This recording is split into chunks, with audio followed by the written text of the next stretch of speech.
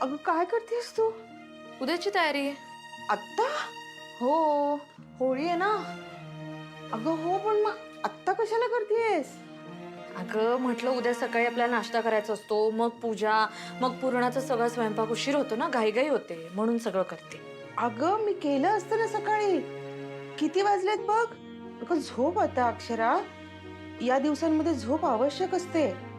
मी सकाळी केलं असतं, तू का करत बसतीयेस? अगं काही नाही ग, एवढं काही नाही. मला झोप येत नव्हती म्हणून म्हटलं कामं उरकून घेऊ. झोप का येत नव्हती? काही नाही. अक्षू, बाबांच्या बोलण्याचं टेन्शन घेतलंयस का तू? अगं नको ग बाळा, त्यांचं बोलणं एवढं मनावर लावून नको घेऊस तू. खरंच टेन्शन घेऊ नकोस, अजिबात ताण घेऊ नकोस त्यांच्या बोलण्याचा. नाही ग, मी टेन्शन नाही घेतलंय. कसं आहे, मी टेन्शन घेतलं तर गोष्टी वाढतील, विषय वाढतील. आणि मला विषय वाढवायचे नाही आहेत, संपवायचे. आणि सगळ्यात आधी माझं आणि अधिपतींचं भांडण ते संपवायचंय मला. नाही हो, खरं आहे ते. म्हणजे आधी ते भांडण संपव. बंद झालं पाहिजे हे सगळं ग. खूप चिडचिड व्हायला लागली आहे सगळ्यांची. बाबांना तू बघितलंस त्याच्या आधी असं कधी चिडताना? पण हल्ली त्यांचा रागावर कंट्रोलच राहत नाहीये ग. खूप चिडचिड करतायत. मी समजू शकते आई, बाबांना काय होतंय ते. नाही तर काय ग, मला तर हल्ली त्यांच्याशी बोलायचीच भीती वाटायला लागली.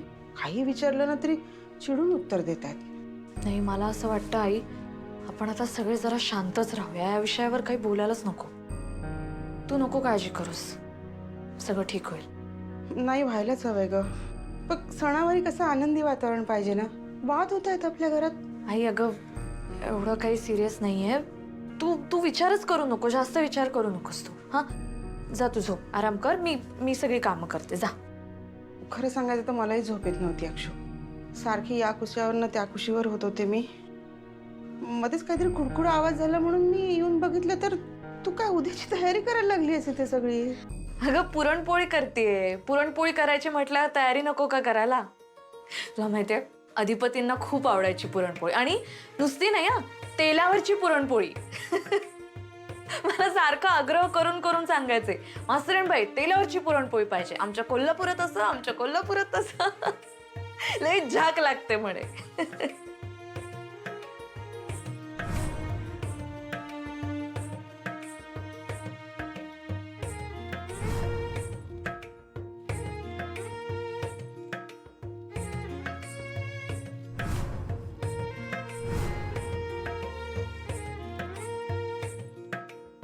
असायचं ग, असं काहीतरी वेगळाच लहान मुलासारखा चेहरा व्हायचा त्यांचा.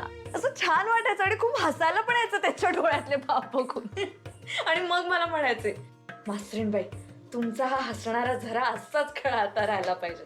आता बघ, मी मी ही पुरणपोळी करते ना उद्या, पण मी करेन. आणि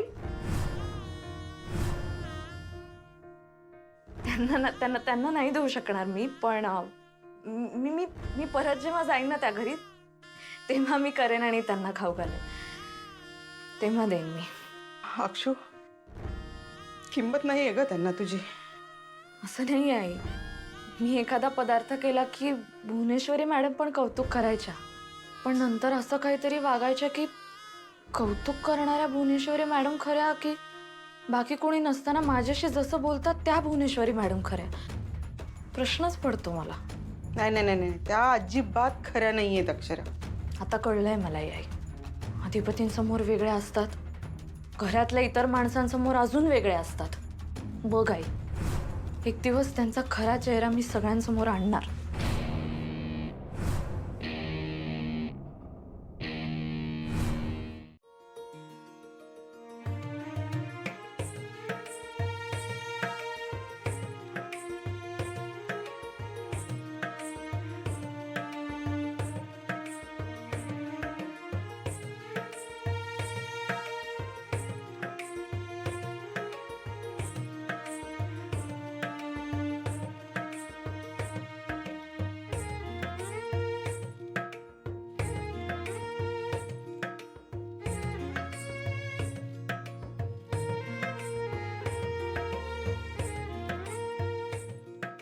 अक्षरा, हा, इकडे तुळशी समोर सडा घातलाय मी. इथे पण रांगोळी काढशील हं? हो हो. अहो, तुम्ही का करताय सगळं? मग कोण करणार? मी करते ना. तेच ना. अहो आम्ही करतो, तुम्ही नका थकू बरं. बाबा थांबा, मी करते. द्या.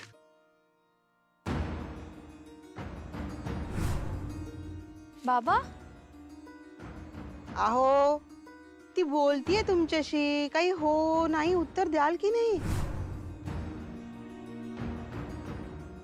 बाबा राहू द्या हो, तुम्ही हो लागलं ना? मिस बाबा काय करताय हो? लागलं ना, मी सांगत होते तुम्हाला, ऐकत नाही तुम्ही. अरे एवढं काही नाही झालेलं आणि मी नाही केलं तर कोण करणार आहे? मी बाबा मी म्हटलं ना मी करते म्हणून. केवढं लागलंय बघा आता. चला मी हळद लावते, या चला घरी. हा हा. बाबा काय झालं? चला ना घरात, चला मी हळद लावते. माझे हात आहेत, माझी मी लावीन हळद. अहो तुम्ही काय, अहो ऐका ना.